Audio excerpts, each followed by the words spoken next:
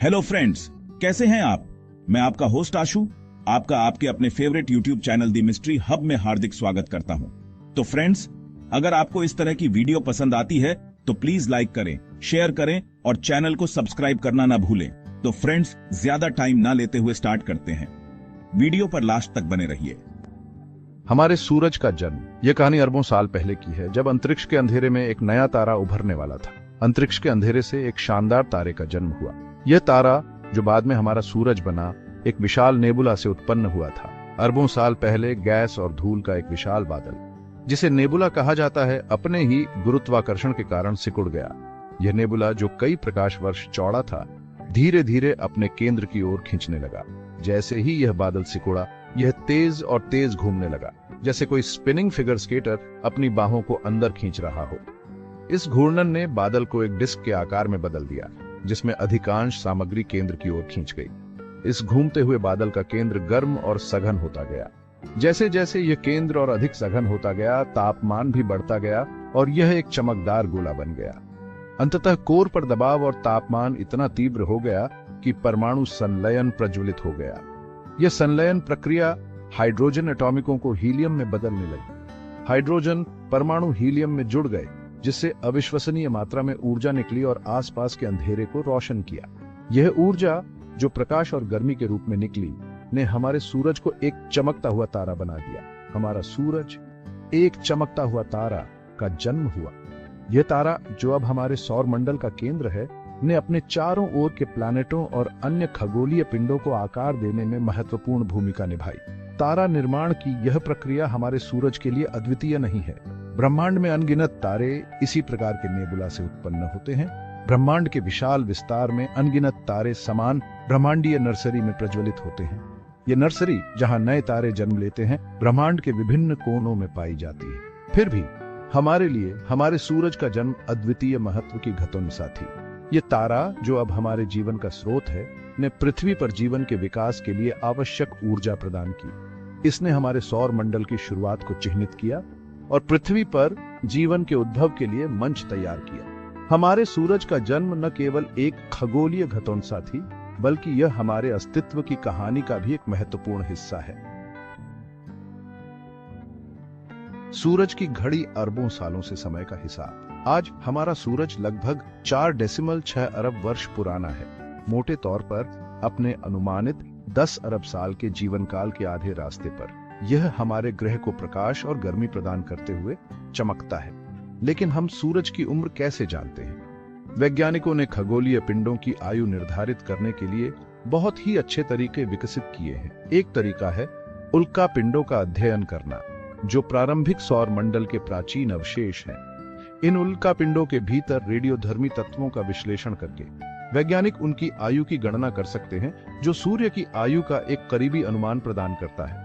एक अन्य विधि सूर्य के आंतरिक भाग की जांच करने और उसकी आयु का अनुमान लगाने के लिए तारों के भूकंपों का अध्ययन, एस्टेरोसिस्मोलॉजी का उपयोग करती है। मामले का दिल, सूरज के केंद्र की यात्रा। यह एक ऐसी यात्रा है जो हमें हमारे सौर मंडल के सबसे रहस्यमय और शक्तिशाली स्थानों में से एक की गहराई में ले जाती है। सूरज के उग्र हृदय के भीतर इसका कोर है, जो अकल्पनीय दबाव और तापमान का क्षेत्र है।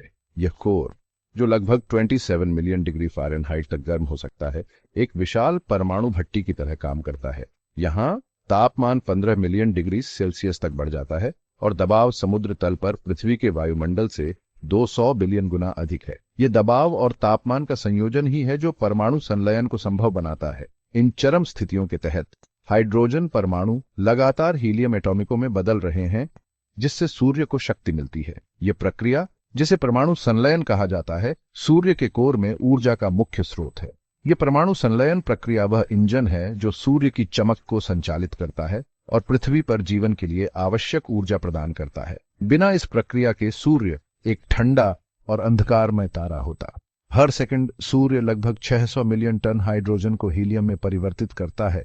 इस प्रक्रिया में जबरदस्त मात्रा में ऊर्जा जारी करता है।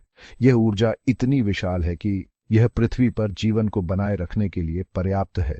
यह ऊर्जा प्रकाश और गर्मी के रूप में कोर से बाहर की ओर निकलती है, अंततः पृथ्वी तक पहुंचती है और हमारे ग्रह को बनाए रखती है। सूर्य की यह ऊर्जा न केवल हमें गर्मी और रोशनी देती है, बल्कि यह हमारे मौसम, जलवायु और जीवन के सभी रूपों को भी प्रभावित करती है।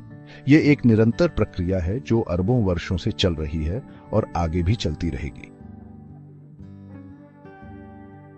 भाग 4, रेडिएटिव जोन, प्रकाश और ऊर्जा का समुद्र। सूर्य के कोर को घेरे हुए रेडिएटिव जोन है, जो सूर्य के दायरे के लगभग 70% तक फैला हुआ एक विशाल क्षेत्र है। इस क्षेत्र में कोर में उत्पन्न ऊर्जा रेडिएटिव डिफ्यूजन नामक प्रक्रिया के माध्यम से धीरे धीरे अपना रास्ता बाहर की ओर बनाती है। फोटॉन या प्रकाश के कण इस सघन प्लाज्मा के माध्यम से ऊर्जा का वहन करते हैं, एटॉमिकों से लगातार टकराते हैं और अवशोषित और पुनः उत्सर्जित होते हैं। रेडिएटिव जोन के माध्यम से एक फोटॉन की यात्रा एक लंबी और कठिन होती है। एक फोटॉन को कोर से रेडिएटिव जोन के बाहरी किनारे तक जाने में सैकड़ों हजारों साल लग सकते हैं। यह धीमा और घुमावदार रास्ता प्लाज्मा के उच्च घनत्व और फोटॉन और एटॉमिकों के बीच निरंतर संपर्क के कारण है। भाग 5, संवहनी क्षेत्र, जहां सूर्य की ऊर्जा मथती है। रेडिएटिव जोन के ऊपर संवहनी क्षेत्र होता है, जो सूर्य के आंतरिक भाग की सबसे बाहरी परत होती है। यह क्षेत्र सूर्य के ऊर्जा उत्पादन और वितरण में एक महत्वपूर्ण भूमिका निभाता है। रेडिएटिव जोन में ऊर्जा फोटॉन्सों के रूप में बाहर की ओर जाती है, लेकिन संवहनी क्षेत्र में ऊर्जा का स्थानांतरण संवहन के माध्यम से होता है। यहाँ तापमान रेडिएटिव जोन की तुलना में ठंडा होता है और ऊर्जा संवहन के माध्यम से पहुंचाई जाती है, जो उबलते पानी के समान एक प्रक्रिया है। जब पानी उबलता है तो गर्म पानी ऊपर उठता है और ठंडा पानी नीचे चला जाता है। इसी तरह संवहनी क्षेत्र में गर्म प्लाज्मा ऊपर उठता है और ठंडा प्लाज्मा नीचे चला जाता है। गर्म प्लाज्मा संवहनी क्षेत्र के नीचे से ऊपर उठता है, जिससे सतह की ओर ऊर्जा का संचार होता है। यह प्रक्रिया सूर्य की सतह पर ऊर्जा के वितरण में महत्वपूर्ण भूमिका निभाती है। जब प्लाज्मा ऊपर उठता है तो यह अपनी ऊर्जा सतह पर छोड़ता है, जिससे सूर्य की सतह गर्म होती है। जैसे ही यह ठंडा होता है, प्लाज्मा सघन हो जाता है और वापस नीचे चला जाता है, जिससे एक मंथन गति पैदा होती है। यह मंथन गति संवहनी क्षेत्र की विशेषता है और यह सूर्य की सतह पर देखी जाने वाली दानेदार संरचना के लिए जिम्मेदार है। यह संवहनी गति सूर्य के दानेदार स्वरूप के लिए जिम्मेदार है। सूर्य की सतह पर छोटे छोटे दाने दिखाई देते हैं, जिन्हें ग्रैन्यूल्स कहा जाता है। ये ग्रैन्यूल्स संवहनी क्षेत्र में प्लाज्मा के मंथन के कारण बनते हैं। गर्म प्लाज्मा के बढ़ते हुए गुच्छे सूर्य की सतह पर चमकीले दाने बनाते हैं, जबकि ठंडा डूबता हुआ प्लाज्मा दानों के बीच गहरे रंग की गलियां बनाता है।